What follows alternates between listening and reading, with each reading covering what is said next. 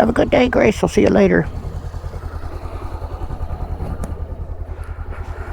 Okay, on the road I go. So one nice thing about these quad lock chargers, inductive chargers, if your phone has wireless charging, they work in the wet, where the USB charging ports on the bottom of the phones usually have moisture detection in them that'll shut them down in the I forgot to wipe off my gauge. The moisture will turn them off to where you can't charge in the rain. That kind of sucks. But the inductive chargers work no matter what. Okay, off I go. Headed into the Memorial Park area. I'm gonna leave this at my buddy's place, and we are gonna caravan out for a couple of jobs. Try to make some money before Christmas. Christmas is next week, like, what, right on, it's Wednesday of next week, I guess. I need to look at the calendar. We're about 7 days away. And of course, I haven't done any of my Christmas, well, not true. I have done some Christmas shopping, but not much. Not enough, let's say.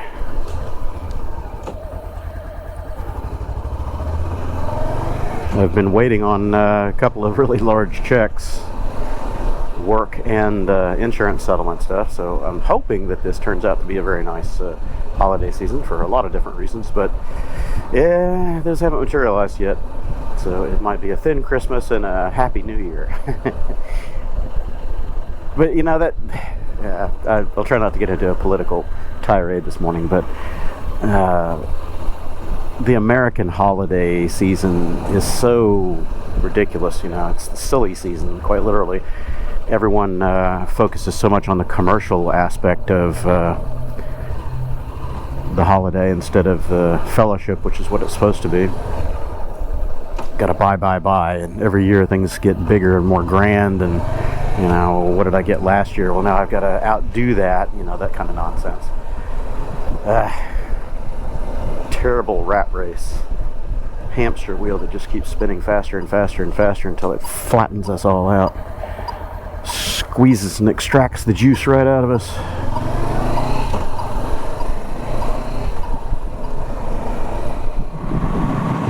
So Neil came in Friday mid-afternoon, 3-ish in the afternoon, and brought my PCX150 back to me. And I knew I should have taken pictures of the scoot right away, because we were going to start tearing the plastics off of it and transferring his new stuff onto the new plastics, you know, get away from my old busted up, scraped up plastics. I forgot to take those pictures, so I can't show you what the almost finished product looked like, but now it's torn apart in my garage. We've pulled off his custom fuel tank that he built for me. It's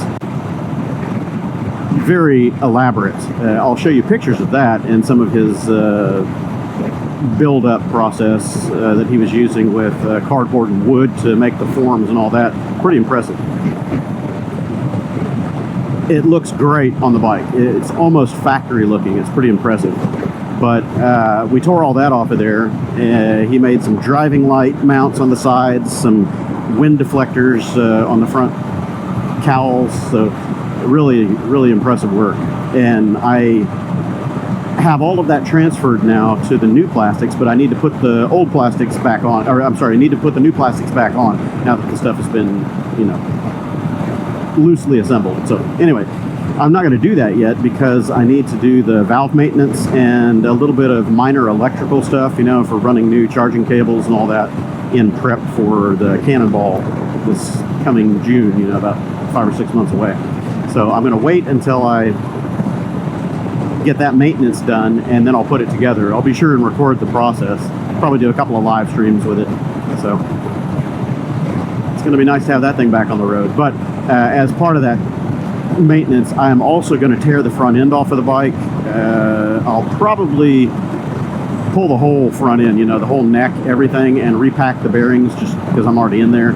It's a 9-year-old bike now, and I'll rebuild my front suspension. I want the YSS fork kit in there. I've already got it. I just need to put it in there. So I'll drill out those lower fork damper tubes. I have a spare set of those. I got everything ready to go. Put the upgraded springs in it, the PD valves from YSS.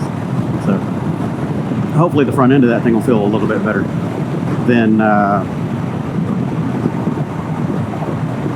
I'm going to upgrade the front brake as well. Now the brake is an interesting situation.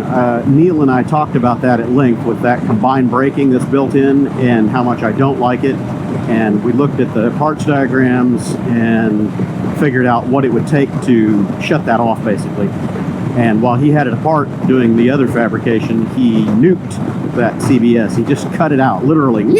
Took a hacksaw or a sawzall to one of the front crossmember rails. He didn't realize that he didn't need to cut that thing out,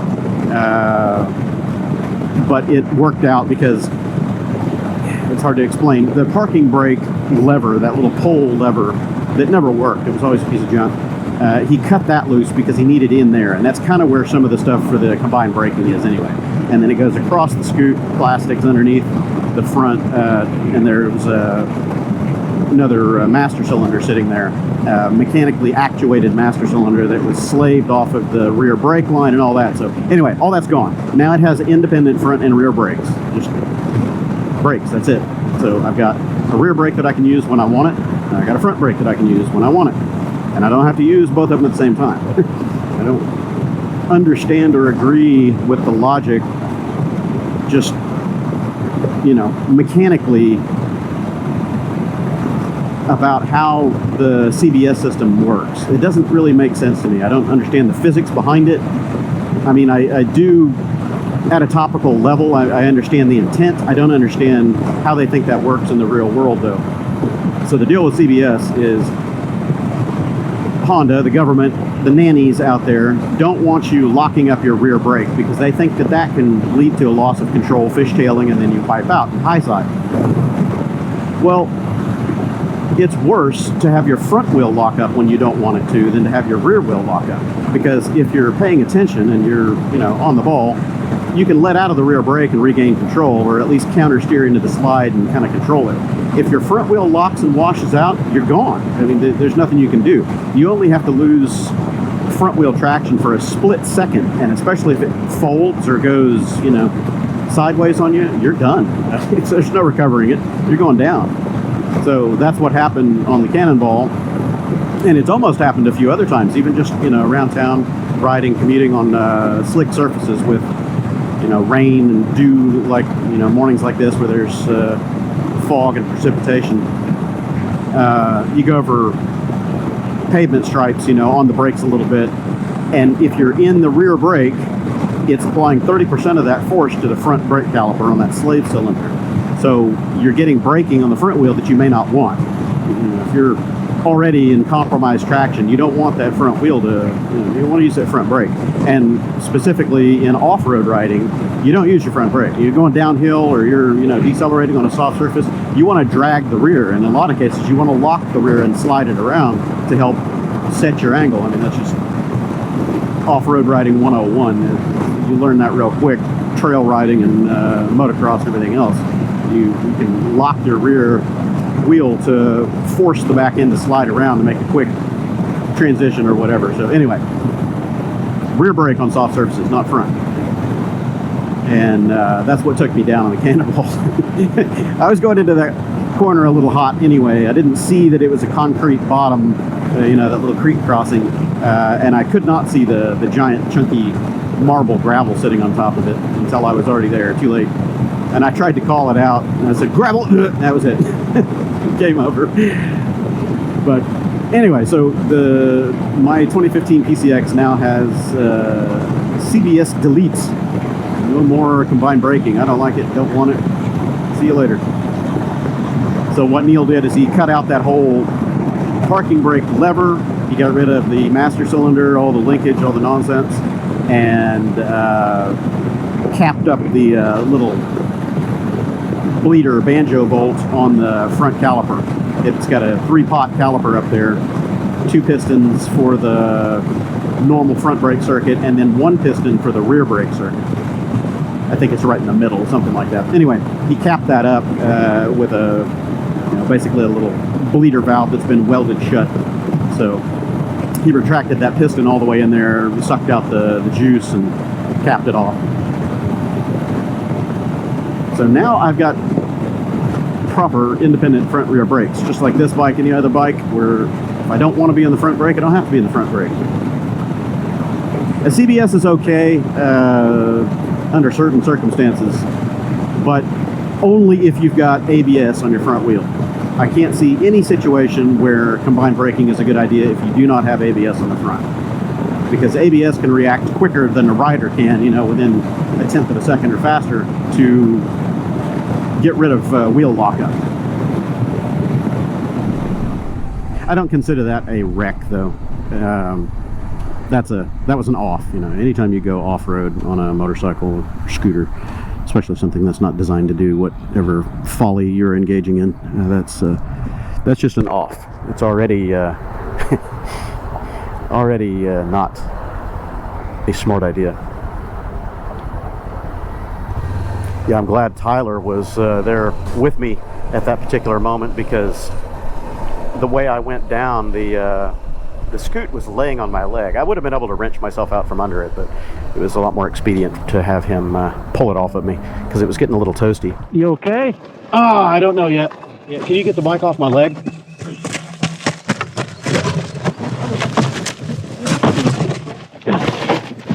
Thanks.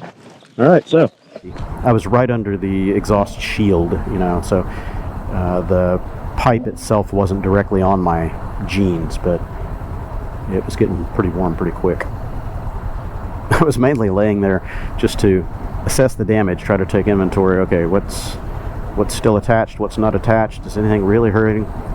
The only thing that really hurt right away was my my left hand, because I had pulled the glove off of my hand to mess with the phone or the GPS just a couple minutes prior to that accident, and it slapped the ground pretty hard. Got some pavement rash and chunks of gravel in my palm. The bruising from the slap on the ground is what really was hurting a lot. It swelled up pretty good. And then my knee, of course, but yeah. That's what happens when you go off-road without proper off-road gear. No knee pads, shoulder pads, protectors, none of that.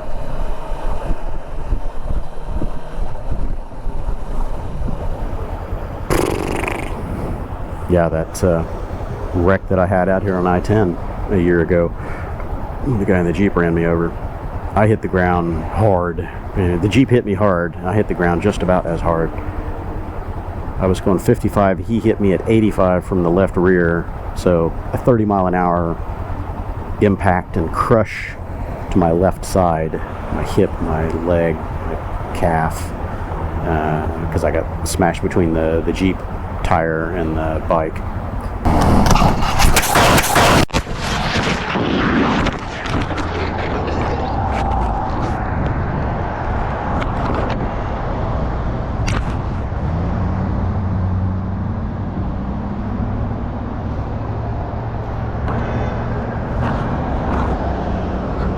That hurt a lot.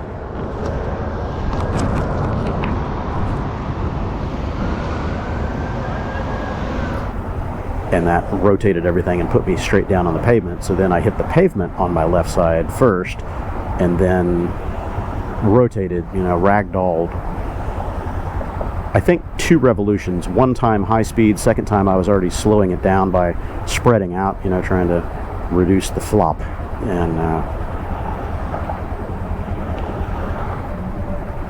as I was coming to a stop, I was sliding on my face, face down, trying to lift my head up.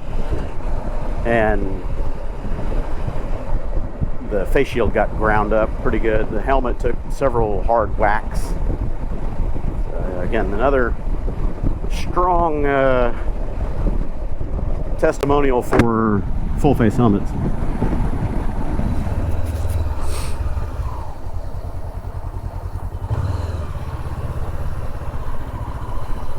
Stopping here at the office for a moment because I hear that I have a check They said there is a check waiting for me. I don't know how big or how fun it's going to be, but I've got a check. A check is a check is a check, right? Okay. I will catch you all in a few moments. I was going to stop at the warehouse as well, but I think I'm just going to head back out toward Katy. I've got some stuff that I can do remote, and that'll let me beat the rush. And I've got a Christmas dinner business engagement that I've got to go to this evening, so that'll just get me on that side of town. Avoid the rush hour nonsense that I don't really want to be part of. Alrighty then. Get my exercise for the day here. Run the stairs.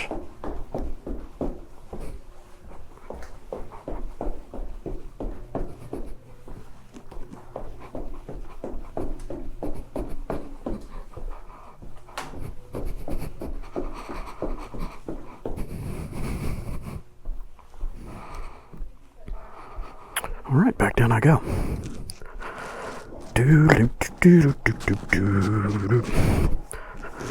Got a couple of things from Coffman's exhausts. My little stipend that I receive from them occasionally when I sell something. Or when my referral link kicks off, that is. Howdy. Thanks. Excuse me. Yeah, so every referral link that's processed off of Coffman's, when I've helped them sell an exhaust, I get like, I don't know what it is, $20? It's not bad. $20 for helping people find new cool exhausts. Doesn't cost the buyer anymore. Coffman's just gives me a little thank you, which is very much appreciated. Whoops, see, I did it again. Key, pocket, glove, can't do that. Dumbass. Excuse me. So, anyway, looks like they sent me a Christmas card and a little check. They try to process checks every month, and usually one or two of those exhausts a month that come through off the referral links, mostly for Rebel, I believe. I haven't really looked at the tracking links or demographics on that to figure out which exhausts are being linked through or sold, you know. I've got 3 of them out there. I've got one for the Rebel, 2 of them for the Rebel, the Shorty, the Thunder. Then I've got ones for the 500F and X, and then one for the Hunter, so I guess that's 4 total. All products that I have used and can stand by. I bought them with my own money originally, and now they send me trials for those, you know, prototypes and stuff like that. The Hunter exhaust was a prototype. I sent them all the dimensions, gave them the neck size, you know, the inlet size, all that. Rough dimensions that I had to work with, and I don't know if they made one specific for that application or if it was a convenient happenstance that they had stuff off the shelf, but the one that they sent me is great. And from what I understand, after I gave them the feedback and sent them the video and all that, or published the video I should say, that's the production unit now, because I do see that part number on their catalog and the online. So cool. I need to get that Hunter on the road again. That'll be good. Try to dig into that project rather. Maybe first part of January, next few weeks, I don't know. Depends on how my money situation sorts out. It'd be nice to dig into that Hunter project. I need to get my CB125 off the floor in the garage. I need to get my PCX150 off the floor in the garage. It's spread out all over the place. Right now, PCX is front and center because it's taking up all of my room with all the panels everywhere. So I need to get that thing reassembled, at least partially. Get the side panels on the front put together. The tail is off of it right now, and I plan to leave that apart until I do the valve maintenance. So that's my plan, is I'm gonna head back home, do a little bit of remote work. I need to get a couple of proposals together and sent out so the clients can start chewing on them. and then I'm gonna clean up outside the house, get ready for my Christmas dinner that I need to go to tonight.